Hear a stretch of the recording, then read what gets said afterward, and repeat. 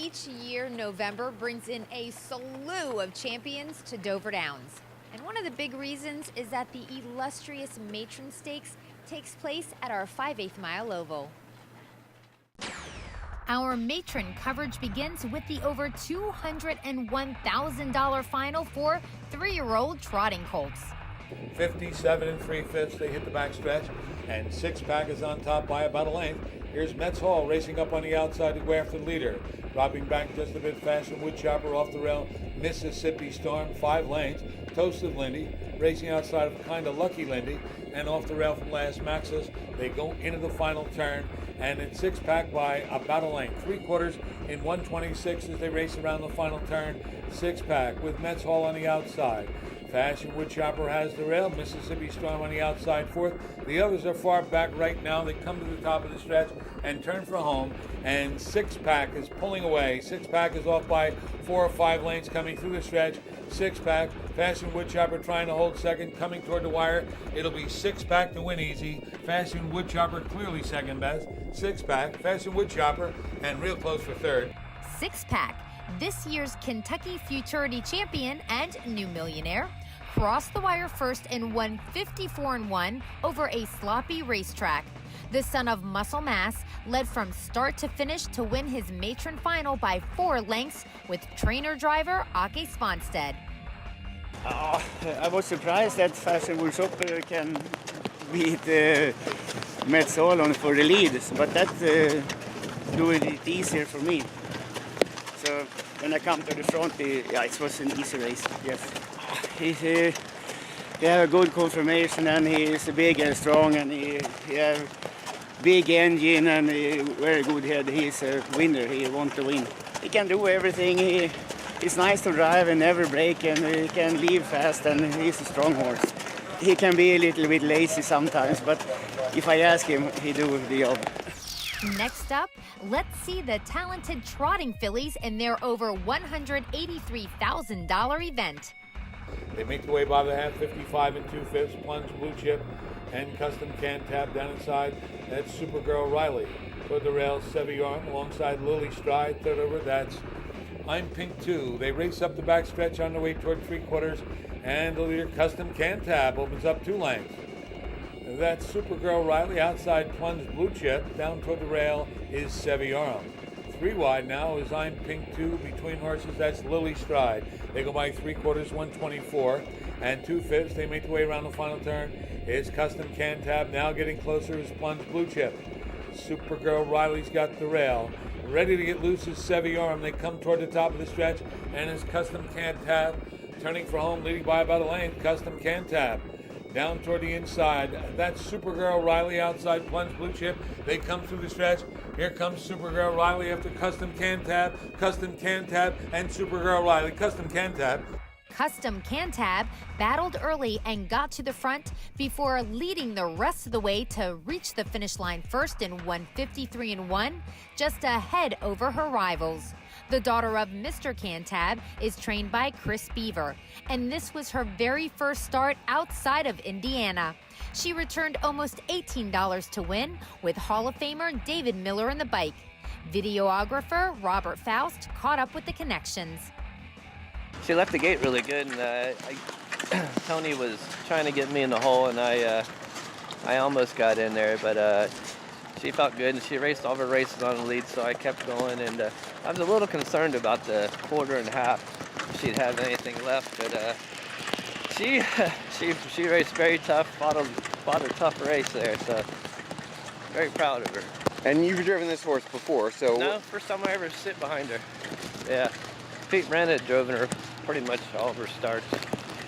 So what did you think going to be, if this is your first time and you got a winner, what were you thinking? I figured she's got almost $700,000 made lifetime. She's got to be a pretty good horse.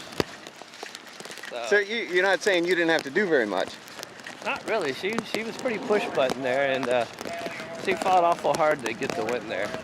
She is absolute professional, very tough, and she knows how to relax in a race. You can leave hard with her, put her in the hole, and she'll drop the lines and just sit, do whatever you need to. That's her best weapon, is she knows how to race.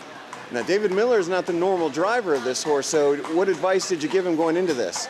I told him to do what he thought was best out there. I said she can leave the gate a lot, but she sits in the hole really good too. So I relied on him to know what to do out there. And do you do anything to prep the horse differently when this horse comes to Dover? No, she had a normal week. You know, I just wanted to make sure she came out of her last race real good. I didn't know how she'd handle the open competition. She stayed mainly in Indiana, and she's raced some Grand Circuit fillies there, but not a whole field of good ones, Breeders' Crown winners and stuff like that, like she did here. So, you know, I'd guarded expectations, but I wanted to see what she could do, you know, against this type to, you know, give me information for next year. So. Moving on to more matron action, it's the 3-year-old pacing filly division racing for almost $160,000.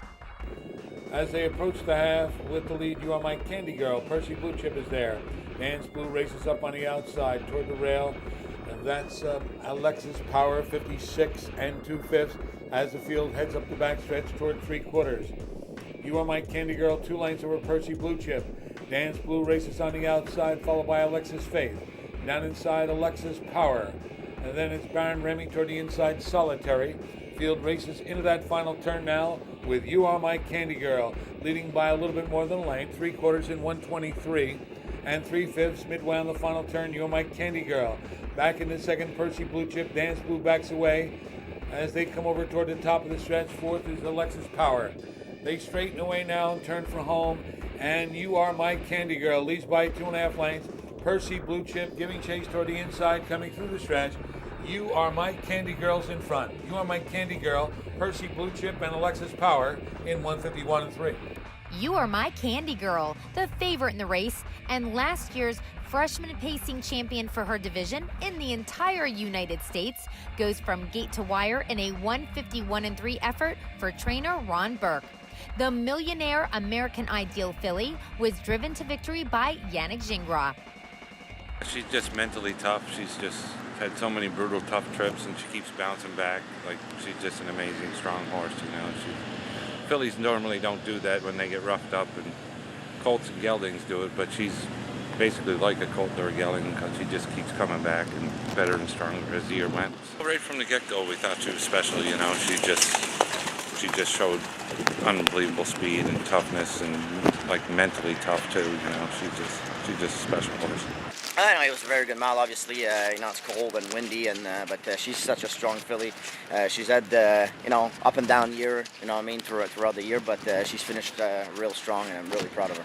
Did you have to do anything different tonight because of the weather, the conditions? No, she's going to. No, right now we're going to try to change things up maybe next year, but for this year she's going to unit the man. She likes to be on the front and control things, so we did the same thing as usual. Finally, we're on to the pacing Colts and Matron competition, going for a purse of almost $194,000, and the result is one you gotta see. They're off. This is the plan. Off the lead, far outside Dorsadoro Hanover. Up the inside comes Jimmy Freight. Racing out between horses. Snitzel Do Something. Down inside is Lather Up.